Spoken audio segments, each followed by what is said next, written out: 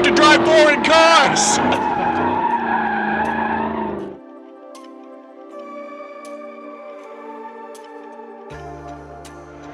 Hey guys, how's it going? My name is Jeff, and today we're going to be taking a look at one of the coolest Mercedes sedans of all time. This is the 1992 Mercedes-Benz 500E. So essentially, what this car is it's a W124 derived automobile, which was built in response to a brand new Lexus luxury automobile, but it was engineered and manufactured by Porsche and built on Porsche assembly lines. So how cool is that? So, like I mentioned, it's derived from the W124, which was already one of the most impressive aerodynamic vehicles with a drag coefficient as low as 0.26. So a very cool, very modern automobile with the way the headlights were set in the vehicle and had a lot of cool options. Now, the W124 was originally very restricted and meant to come at a time when fuel economy was very important. But when the new Lexus LS400 came out, which now had a V8, Mercedes needed something to oppose the Lexus. And what they built was this. So now what we have is a V8 under the hood. So let me show you what's going on here.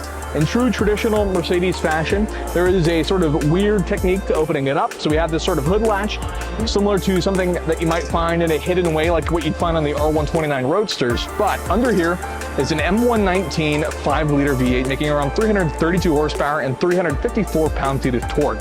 One of the coolest things about this engine is essentially a naturally aspirated version of the twin-turbo V8 that would have come in the Mercedes Sauber C9 race car that won Le Mans. So a very cool option. Now this, like I mentioned, made about 332 horsepower, which would help propel the car from 0 to 60 in around 5.5 seconds, and had a top speed of 156 miles per hour, which was actually limited by the short gear ratios in the car. So obviously that helps with acceleration and some other drivability aspects, but limited the top speed of the car, which of course you would be able to adjust and get a higher top speed if you wanted to change the gear ratios of the car. But a very cool engine nonetheless, and this one is mated to an automatic transmission, but they were able to fit the engine. Now let's talk about that for a minute. So this engine that's in this car here could not fit in the regular body from the factory. So some adjustments needed to be made. Now Porsche, as we know it today, is actually a manufacturing company building a bunch of different cars, but that was not always the case. At the time when Mercedes was working on this car, Porsche spent a lot of time as an engineering firm. So Mercedes reached out, asked Porsche, and paid them a ton of money to do the engineering for this car that would allow them to fit the bigger engine.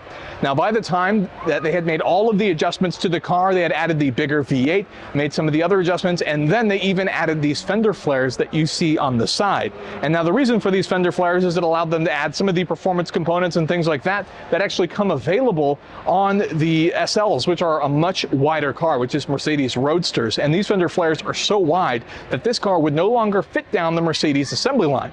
So not only did they have to pay Porsche to do the engineering, they paid Porsche to do the manufacturing as well, because Porsche had a very wide assembly line sitting vacant after the Porsche 959 had discontinued its production. So they were able to take on the production of this car as well, including the engineering that they were paid for. Now, here's where the really harsh limitations come from. They come from the fact that this car had to be sent to Mercedes multiple times. So what would happen is Mercedes would start to build the car as if it was a regular W124, and then the car would be sent off to Porsche to make the necessary modifications to either turn it into a 400E or a 500E. So they would receive a body in white from Mercedes, make the necessary adjustments, send the car back to Mercedes.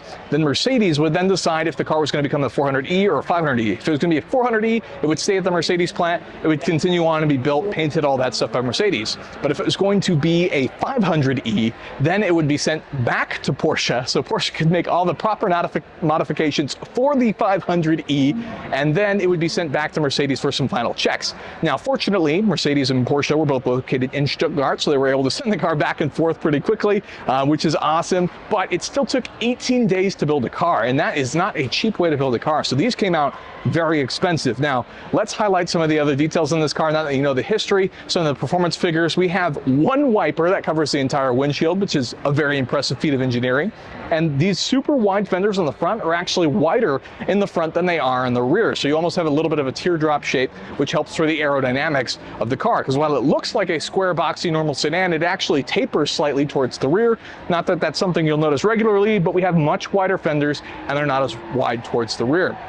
Let's come back to The cabin inside, we have our automatic shifter and some beautiful leather interior. This, of course, being one of the top luxury cars of the day with a lot of performance to boot. And then go fight Lexus for the throne of who has the nicest luxury sedan.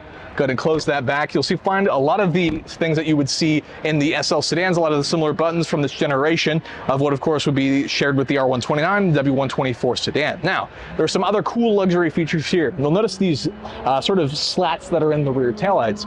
And the reason for these slats is if you ever got snow or mud in the back here, you would actually still be able to see, and so it wouldn't be a safety hazard while you were driving your awesome 500E Mercedes. So really, this is a really interesting car, and we should clear up the misconceptions that while it was engineered and manufactured by Porsche, it's not necessarily a Porsche. It's still a Mercedes at the heart, the drivetrain, powertrain, all that.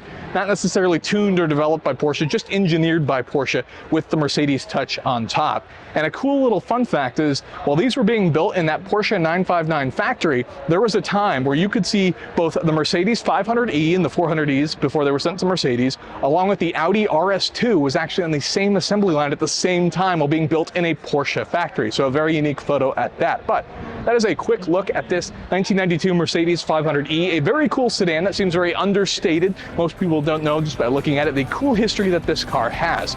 So if you're looking for a collector car for yourself, be sure to check out autohunter.com, which is our online auction with cars going live every single weekday.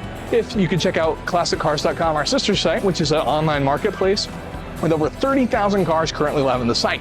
If you enjoyed the video, could hit that like button for us. We really appreciate it. Consider getting subscribed for more content like this in the future. Thank you so much for watching.